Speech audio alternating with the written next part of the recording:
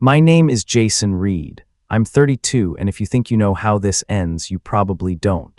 People like to believe that families pull together when it matters, that love smooths the sharp edges and fixes what's broken. Mine didn't. Mine taught me something else entirely. They loved what I could do for them, not who I was. I learned the difference the hard way, on the week my invitation never came, and when they decided I didn't belong at their table. I believed them right up until they needed me to pay for the table. The whole thing began with an envelope that never arrived. It sounds small, I know, but the absence of that little rectangle of paper split something open in me that had been straining for years.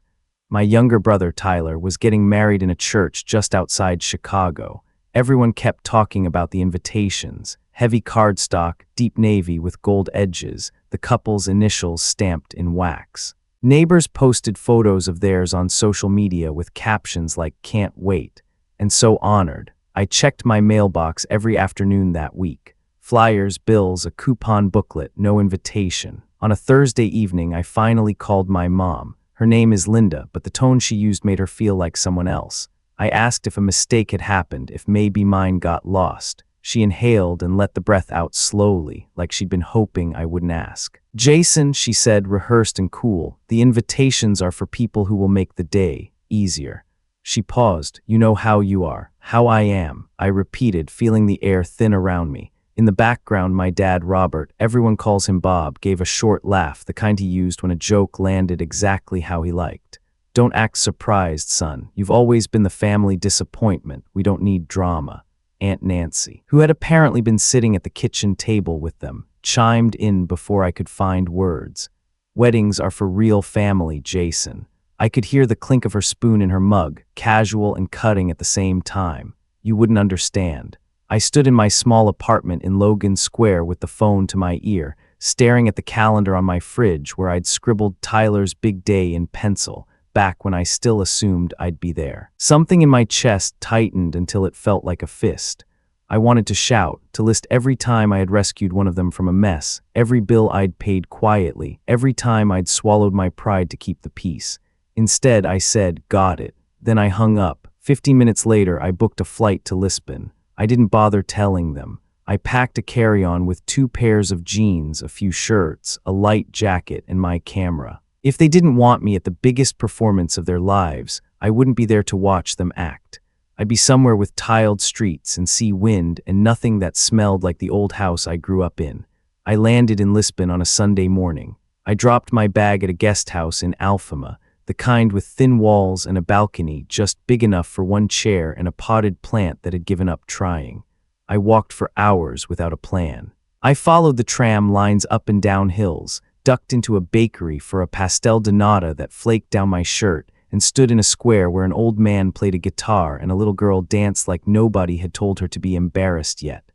I took pictures. I pretended I was fine. At night, I told myself they can't hurt me if I'm not there to be hurt. It almost worked, but pain is an echo. It learns your hallways and finds you in other rooms. Even when the rooms have Portuguese names and the window opens on a red roof instead of a gray sky. Their words kept looping.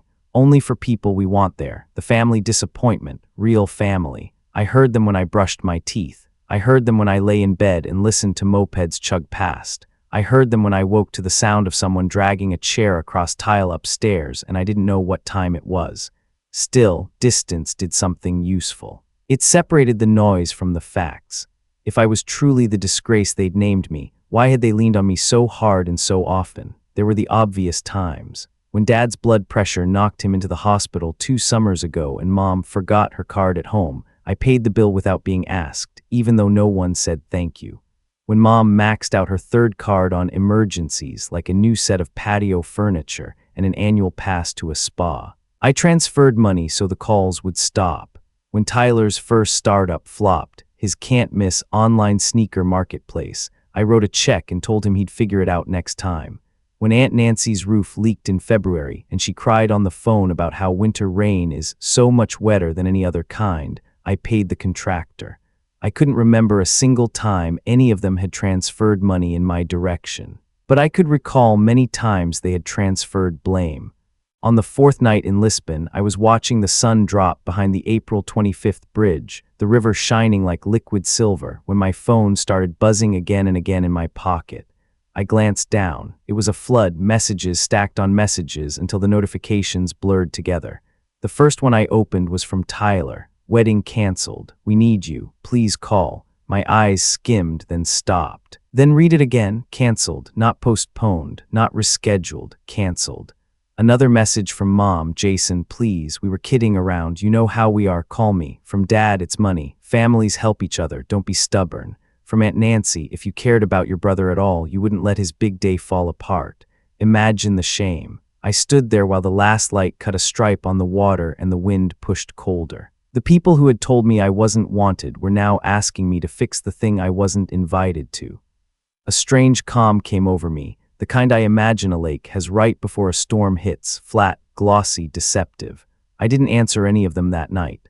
I ate dinner alone in a small restaurant where the waiter showed me how to peel shrimp with one hand, and I pretended I wasn't rehearsing the conversation I would eventually have. Back at the guest house, I posted a photo I'd taken of the river at dusk. I typed a caption that said, "Sometimes being left off the list is the blessing. Sometimes distance is the cure." Then I put my phone face down and listened to the city. When my plane touched back down in Chicago, my phone lit up so fast I thought it might melt. I ignored the messages while I carried my bag through the terminal and into the cold. Then I ignored them while I sat on the blue line and watched the neighborhoods change out the window. At home, I put my laundry in, made a cup of coffee, and waited. The call came from Tyler just after noon. He didn't start with hello. "Jay," he said, breathless, like he'd run up the stairs. He's the only one who still calls me Jay. "Listen, I wouldn't ask if it weren't serious. The venue needs the balance by tomorrow, or they'll give the date away. It's only $24,000. After that, we're fine." Only, my laugh snapped, sharp and short. "I thought I wasn't real family," I said, surprised at how steady my voice sounded. Silence pressed on the line. I pictured him in the house our parents still lived in, pacing in front of the window with the bad seal, the one that fogged in winter. He finally said, "I didn't mean it like that." I let the quiet stretch, then said, "You did." There was a brittle, careful honesty in the pauses between us that we almost never let in. For a second, I thought I might tell him every memory I had of being the spare tire that got them to the next exit. Instead, I said I had to go and hung up. An hour later, Aunt Nancy knocked on my apartment door. She must have gotten my address from Mom because I never gave it to her. She stood in the hall in a camel coat. Her smile was soft and powdered. Her eyes jittered. "Jason, sweetheart." She began, reaching for that old script of hers. "Your brother is beside himself. You don't want this on your conscience. Imagine the talk if the wedding doesn't happen." I leaned on the doorframe and looked at her like she was a stranger who had wandered into the wrong building. "Imagine the talk," I said, "about how you told me weddings were for real family. Your words, Nancy, I remember them." Her posture deflated a notch. "I shouldn't have said that, but you did." I said again, "And you meant it then. Now you mean something else because it costs you." She was quiet for a moment, then tried a new angle. "We all say things we don't mean when we're stressed. Don't make this bigger than it is." "It's exactly as big as it is," I said. She left without a goodbye, heels tapping down the stairs like a retreating metronome. By the third day, the stories had spread through our neighborhood and beyond. The wedding planner had quit. The caterer refused to deliver anything until the invoice was paid in full. The band, a friend of a friend Tyler had promised exposure to, posted a screenshot of a text exchange with the caption, "We don't play for exposure. People love a mess, especially a pretty one." The Reeds were the kind of family folks like to point to as proof that their own fractures were normal. On a Tuesday night, Tyler called again. I let it ring once longer than I had to, then answered. He didn't bother to sound strong this time. "Jay, I know we hurt you," he said, "but you don't understand. If this falls apart, we lose everything. People won't take us seriously. Dad says reputation is all a man really has, please."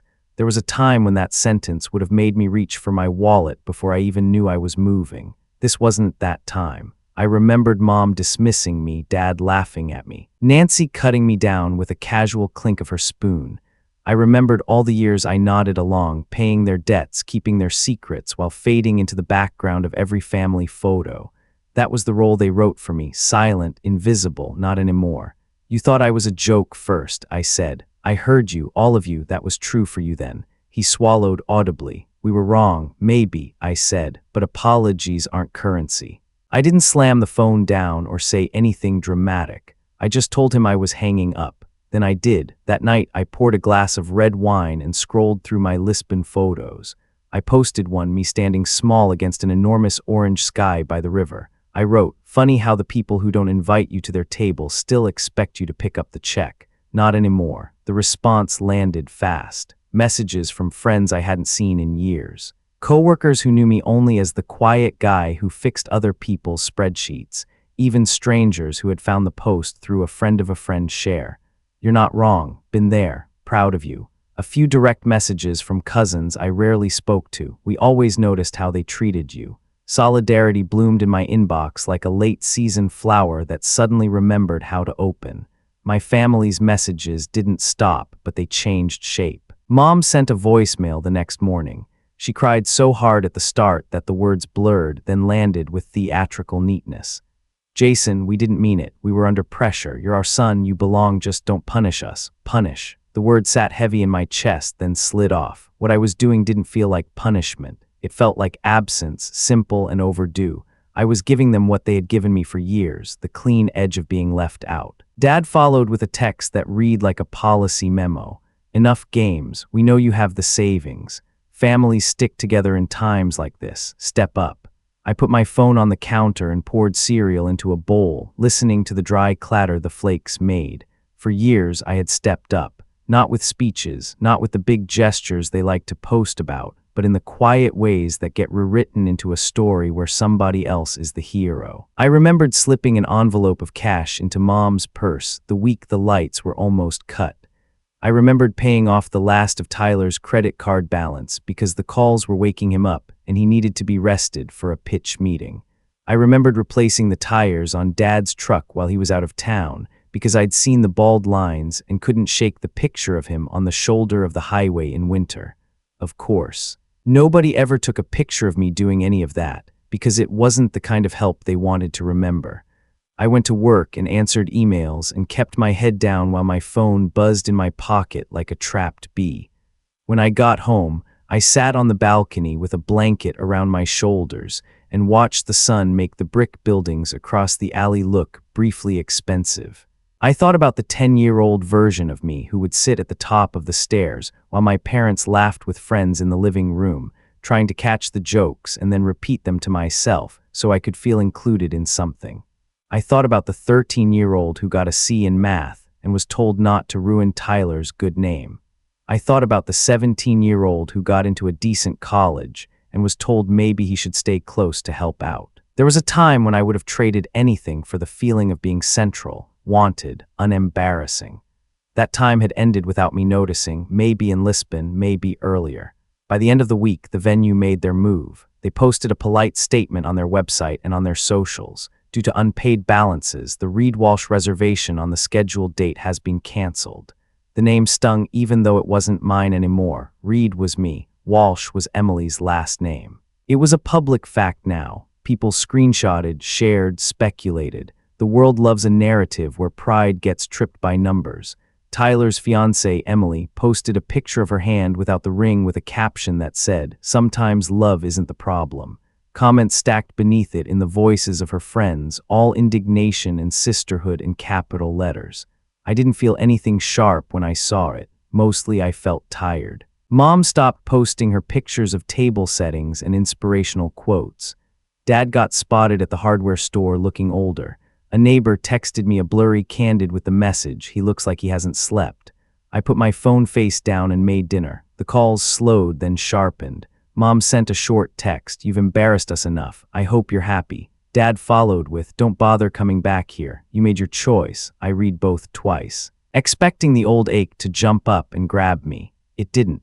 The words slid over something new in me that was hard and exact. They weren't disowning me because I was cruel. They were closing the door because I had stepped out of the role they preferred, the one where I fixed things and stayed quiet. My life got weirdly simple for a while. I woke up early and went to the gym because it felt good to move a body that had been stiff with other people's expectations for years. I answered messages from people who actually saw me. My savings stayed in my account, an unfamiliar calm. On a Friday, a coworker named Marcus invited me to a small get-together at his place in Pilsen.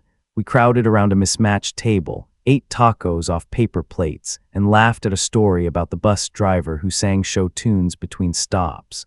Nobody asked me to be anybody else. Nobody measured me against Tyler like I was a shadow of him. When Marcus hugged me at the door and said, "Glad you came, man," it landed like something medicinal. On the walk home, I passed couples on stoops and a guy practicing skateboard tricks under a streetlight that buzzed. The city smelled like grilled meat and warm concrete and the last breaths of summer.